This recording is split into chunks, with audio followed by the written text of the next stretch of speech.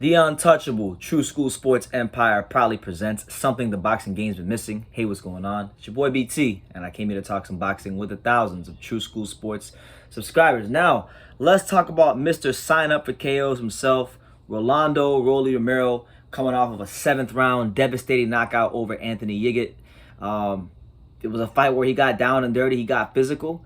And a lot of people don't like Rolly. And I'm starting to see this, man. I'm starting to see that, like, a lot of people don't like Rolly. Rolly is becoming a very polarizing figure in boxing because Rolly just says it how it is, man. Rolly, when you ask Rolly a question, he answers the question the way you would answer the question among your friends. He doesn't answer it in a politically correct way. He doesn't say it in a way that's going to appease your ego. He says it, he gives you answers to questions just in a straight up way. And I'll tell you this, man. A lot of people hate Rolly. A lot of people like Rolly. I like Rolly. I personally like Rolly. I think Rolly is good for boxing. Boxing needs characters. Boxing needs people that could stroke the emotions of the public. You know, we got so many fighters now on this politically correct bullcrap talking about I had a great camp. Yeah, I fought great, and all this stuff. And listen, people, the public, that's not what gets people's attention. What gets people's attention is people that are authentic to themselves and that are going to say things that the way they truly are thinking it in their mind. And that's what Rolly does. You know, they asked Rolly last night about Devin Haney. He said Devin Haney is the chiniest fighter at 135. He's the Amir Khan of 135. He got hurt with a dude wearing Venom boxing gloves. And for those of you who don't know, Venom boxing gloves are like the worst boxing gloves of all time. So if you get hurt with Venom boxing gloves, you got some serious issues on your hand.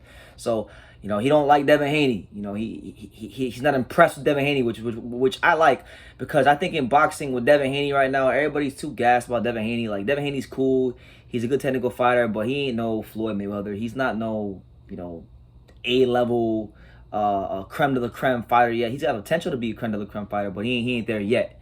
And we saw vulnerabilities in the Linares fight.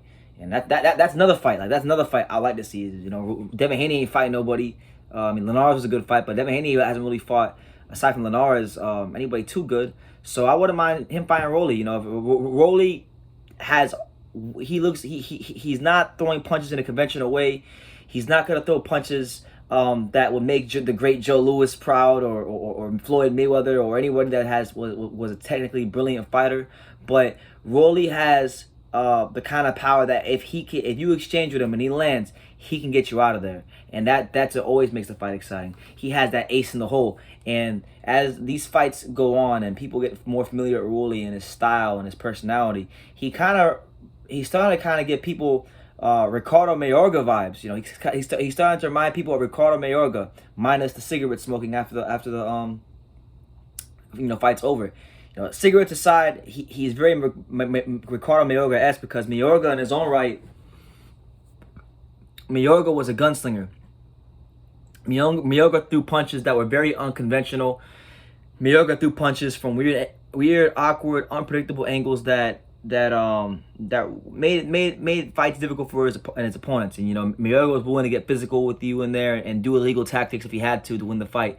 And that's what Rolly did last night with Yigit. You know, Yigit is a good fighter, solid professional fighter, southpaw. You know, an Olympian for this. You know, a Swedish Olympian. You know, has one of the very few guys that's knocked out DeMarcus Corley.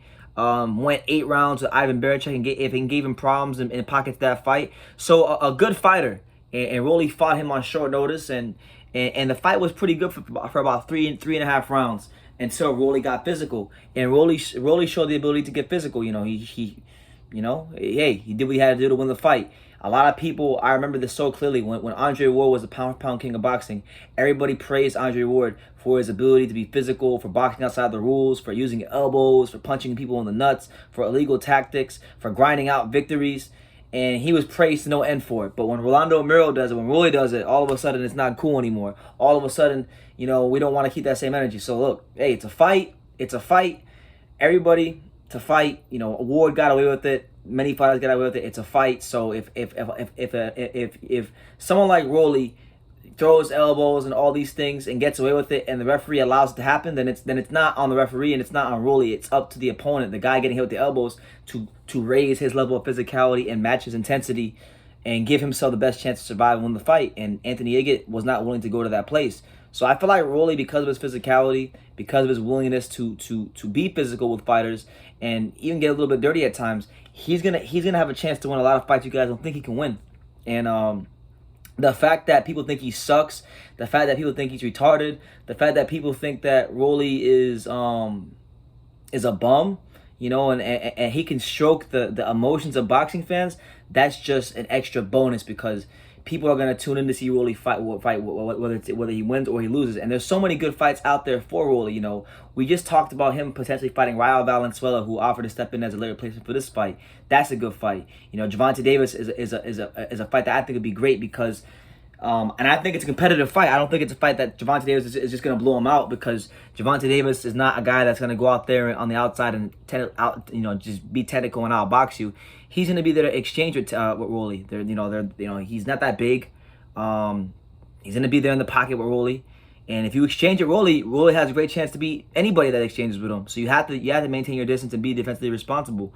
And Tank has shown in the past, whether it's against Santa Cruz, Barrios, whoever. He can get tagged. He can get touched. He'll be there to be touched, and you can't get touched cleanly too many times by Rolly in the pocket in close quarters like that because you will get hurt. So I think that's a better fight that people are giving it credit for, and I think Rolly would be the first person Gervonta Davis has fought that is truly willing to be physical with him, like physical. Like I'm talking about dirty tactics, you know, doing whatever it takes to win on the inside. You know, I like that fight a lot. You know, you got Michelle Rivera, which I think would be a great fight. I think Michelle Rivera would beat Rolly pretty convincingly, because of the fact that he's got the ability to fight and box, and I think he would outbox Rolly and dominate him from the outside in that fight. Maybe get a late stoppage, but that's a good fight too. You know, Rolly could win that fight if Michelle Rivera exchanges with him.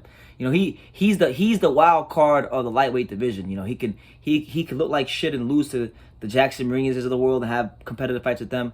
And I wouldn't be the least bit surprised if he fought someone like Michelle Rivera or Gervonta Davis and wound up knocking one of them out. You know, straight up, because stylistically, especially with Tank, and I like Tank, but especially with Tank, I think the Tank fight is a stylistically good fight for Rolly.